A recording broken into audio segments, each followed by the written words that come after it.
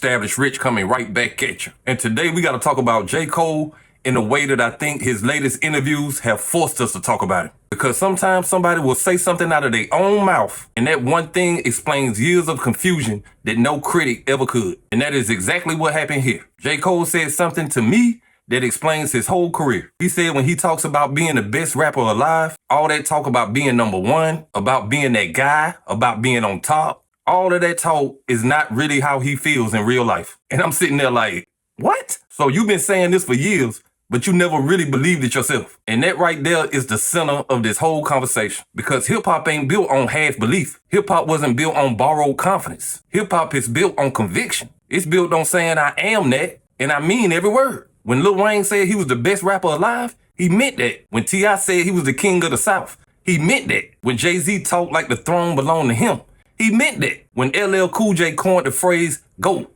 he meant that. They didn't say it like a costume. They didn't say it just because they was feeling good on one verse. They said it like it was connected to their bloodstream. They said it like it was a way of life. And this is why this declaration had weight. That is why their boasts became reality. Because when you really believe something, you move different. You compete different. You record different. You take risks different. But when you don't really believe it, that shows up too. It shows up in how you hesitate, how you backtrack, how you pull back when the moment demands full commitment. And that's why what Cole said hit me hard. Not because I was surprised, but because it confirmed what I had already been seeing. Ask me in real life, do I think I'm the best rapper alive? Do you think you're the best rapper alive? It's a named Black Thought that exists. It's a named Lupe Fiasco that exists. It's that on any given day, even my peers, a Drake or a Kendrick, where it's like, yo, I know on any given day I could show up to the studio and get 80. But I know they could show up on any day in the studio and give me 80. And I might only have 30. But when I put on that cape, like, that's how I try to attack. And have there been things and moments and verses where I'm writing this, I'm like, I know I'm not with this. Absolutely. But in reality, do I walk around this earth like there's no better than me? In real life, like I can't get in the studio with Black Thought and he just give me 90. And I'm sitting there like, I got 25 for you. You know what I mean? Or any one of these amazing rappers. But I think people hear me say it because they don't know me for real. They hear me say it in a verse so much when I have on the cape. It sounds convincing like a mother. It sounds convincing because I'm really doing that that's going to have like, man, he think you think. But the truth is, have I done things that are on that caliber? Absolutely. Like, are there people that'll get in there and smack me? Absolutely. Can I get in that same studio on another given day and smack them around? Absolutely. It's no different than basketball.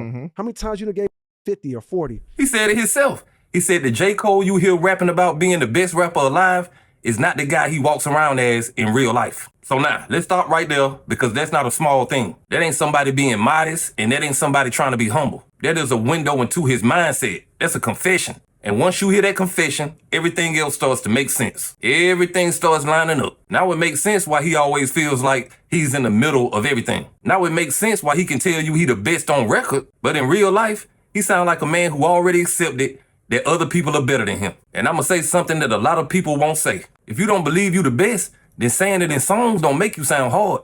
It make you sound confused. It make you sound like you playing a role. It make you sound like you trying on confidence instead of living in it. And that has always been my issue with JCole. He always feels like a man trying to be everything to everybody. He want to be a backpack rapper and a superstar at the same time. He want to be underground and mainstream. He want to be the thinking man's MC and the best rapper alive at the same time. He want to be the humble dude and the apex predator. And those things don't always go together.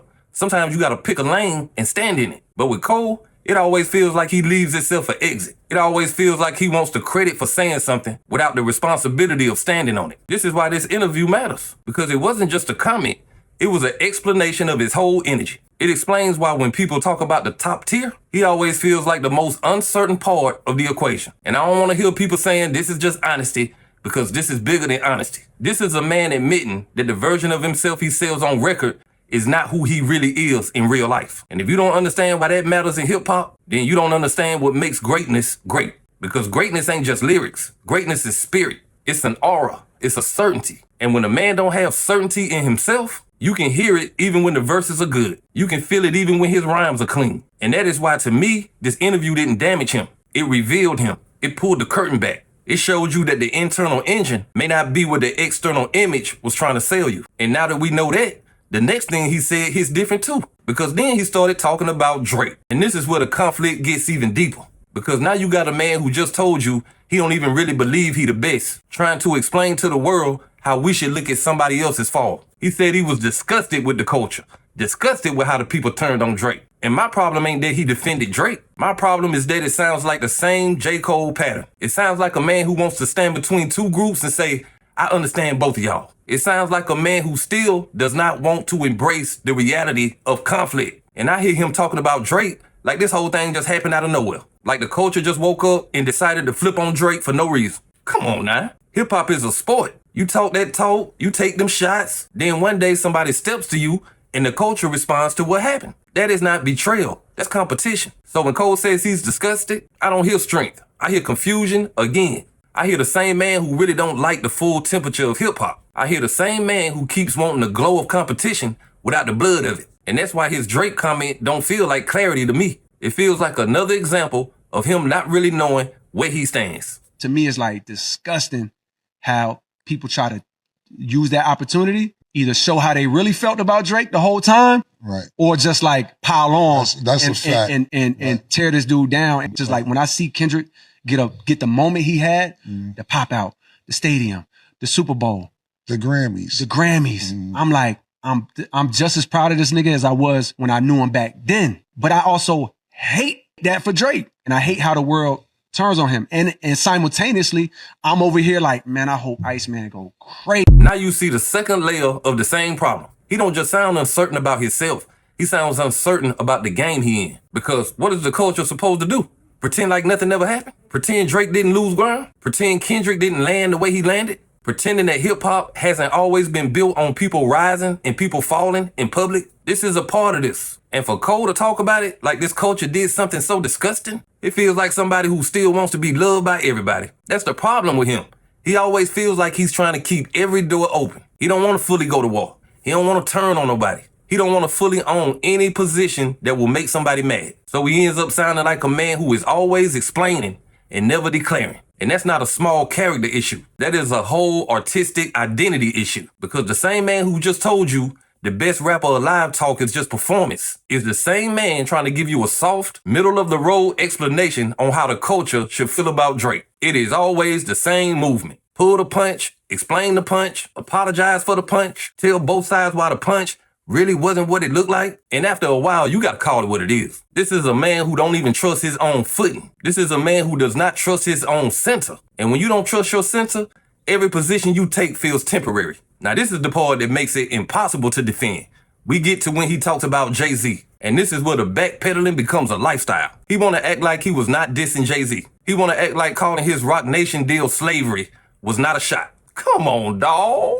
You don't call a man's company a slavery deal and then act like you ain't take a shot. You may not have said Jay-Z's name, but you absolutely said something disrespectful about the machine he built. That's a diss whether you want to clean it up now or later. He wants to pretend a clear shot at Roc Nation was not really a shot. That is J.Cole in a nutshell. Say it, soften it, explain it, retreat from it. Eyebrows were raised. Of I was course, like, it absolutely wasn't. What was that about? You know what's crazy is when the song dropped and people started saying what they saying, it was the first time I was like, oh shit. I ain't mean it like that, but I didn't realize they would take it like that. Right. But I'm like, oh, I see what they saying. But like, if you read it like that, if you read it a certain way, it's like, oh shit, why you say it like that? But it was not the intention. In my mind, it was just like, yo, so-called king. Like they do call, nigga, I call him a king. You know what I mean? Right. So-called, and I feel like there was a Biggie line in my mind that it's like, since then I'm like, nigga, that line don't exist. Like there's a Biggie line that I thought I was referencing where it's like, yo, I don't think you was really referencing that. Right, you know what I mean? right. But nah, it wasn't until they said that I was like, oh shit, that can be taken a certain type of way. But Especially hell no, because, like, you know what I mean,